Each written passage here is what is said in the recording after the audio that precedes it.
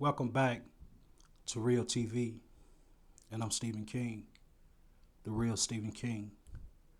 And may the peace and blessings of the Most High be upon the Honorable Malik El Shabazz, better known as Malcolm X, and may his family continue to find peace and justice throughout the earth, wherever they may travel and whatever they may be up against.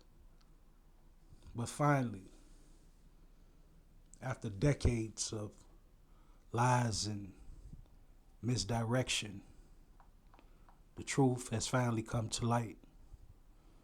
You know, the two brothers, Malik Abdul Aziz and Khalid Islam, were finally exonerated in 2021. And we all knew the story was bigger than what they made it out to be. We know this wicked structure of power that controls the world, which tentacles reach every household, not just in America, but throughout the world, is filled with evil. It's filled with violence and death. For in old times, Caesar has always sought the death of his prophets when men that chose to stand up to make these governments take a harsh look at themselves in the mirror to expose the evil that existed in the societies. They have always sought to silence and murder these men in any way that they could. And this is just another prime example. This brother's death gives notice that the Most High continues to send prophets to this earth, continues to lead us out the ways of Babylon, but we fail to listen. We fail to adhere to the word. We fail to be upright in all our ways, acknowledging the Most High in every way that we exist. We find ourselves making excuses out of fear. We find ourselves making excuses of a so-called freedom that has never existed within this world as long as this power structure exists. We find ourselves lackadaisical in our lives and our existence because we would rather be fools than to stand up for truth. We would rather hide behind lies and abandon our moral compass for a few pieces of gold. This is the society that we live in. You know, they say the Bible is a living book. Well, if it's a living book, then you should pay attention to the times that you live in, because everything that has transpired through those pages of the Bible exists in this modern world of Babylon. It exists so much so that we see the same acts that play out in them scriptures happen within our very lives. But we choose to put our heads in the sand. This world only possess a few good because we have failed to become the gatekeepers of the Most High.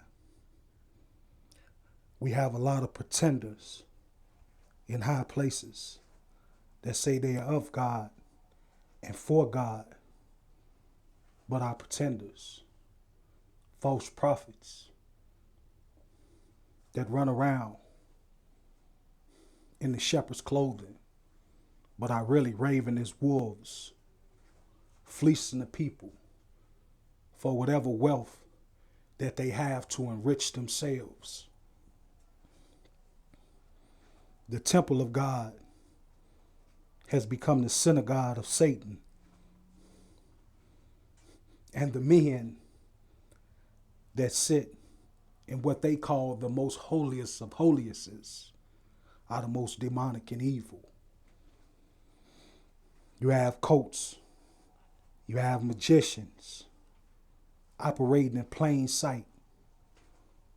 You have criminals that dress up in fancy suits and speak eloquently out to the people, addressing their pain, but fail to act in any righteous way to help uplift the people that suffer the most.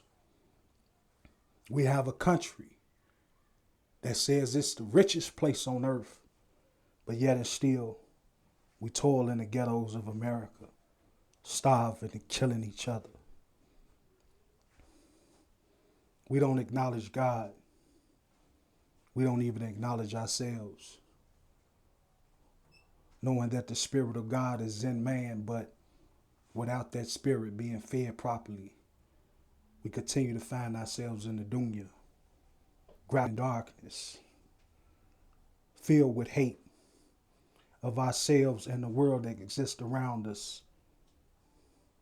We find pity and fun and foolishness. You have millions that try to drown the world out, not with listening to God, but drugs and alcohol, sex, and we continue to stumble.